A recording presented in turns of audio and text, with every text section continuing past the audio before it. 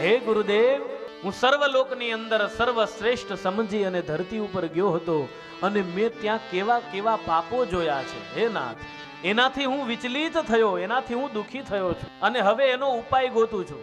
અને તમે સાંભળો મેં શું શું જોયું.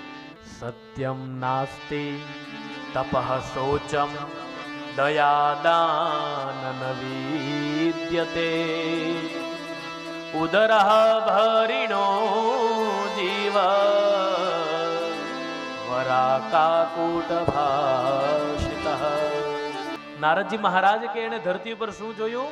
તો કે સત્યમ નાસ્તિ તપઃ શોચમ દયા દાન ન વિદ્યતે ઉદરઃ ભરિણો જીવ વરાકાકૂટ ભાષિતઃ.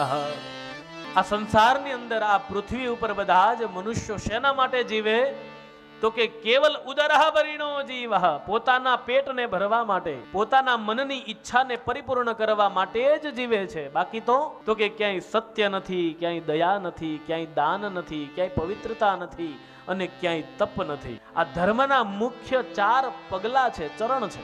જેમ આપણે કહીએ ધર્મ, અર્થ, કામ અને મોક્ષ, એમ સત્ય, તપ, દયા અને દાન અને પવિત્રતા, આ 4 એના ચરણ છે.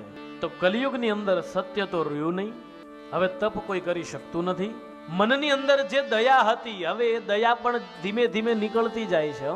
આજે તમે ટીવી અને પેપરો જોવો, રોજે રોજ કંઈક નું કંઈક આવે.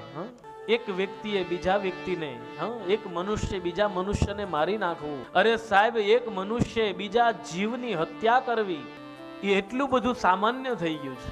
તો હૃદયની અંદરથી દયા વહી ગઈ અને જે પવિત્રતા હતી એ હવે રહી નથી. આ કલયુગની અંદર એક જ સ્તંભ, એક જ આધાર છે. ક્યું? તો કે દાન.